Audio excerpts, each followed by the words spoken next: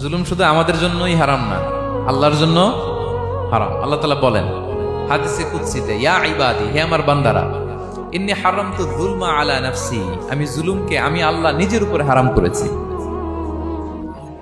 ওয়া জাআলতুহু বাইনাকুম মুহাররামা, এবং এই জুলুমকে তোমাদের উপর হারাম করেছি। ফালা তাযালামু, তোমরা একে অপরের উপর জুলুম করো না।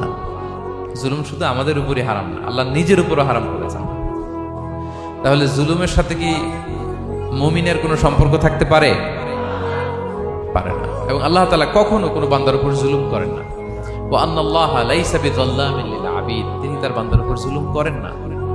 কোনোভাবেই যেন জুলুম না হয়ে যায়, এজন্য আল্লাহ তাআলা কিয়ামতের দিন মাওয়াজিনাল কিসত, ন্যায়ের মানদণ্ড তিনি প্রতিষ্ঠা করবেন, যাতে একটু ভুল না হয়ে যায়, জুলুম না হয়ে যায়। আমরা মাঝে মাঝে যে দোকান থেকে বস্তায় বস্তায় চাল নিয়ে আসি না, চাল দেখা যাবে যে 1 মণ চাল হয়তো সামান্য একটু কম হইতে পারে, সামান্য একটু বেশিও হইতে পারে, এরকম হয় না?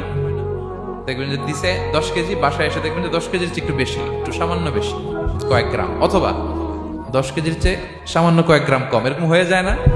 মানুষ তো আমরা, কি বলেন?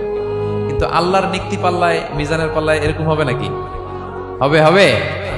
আল্লাহ বলে না, মাওয়াজিনাল কিসত, ন্যায়ের মানদণ্ড সেটা।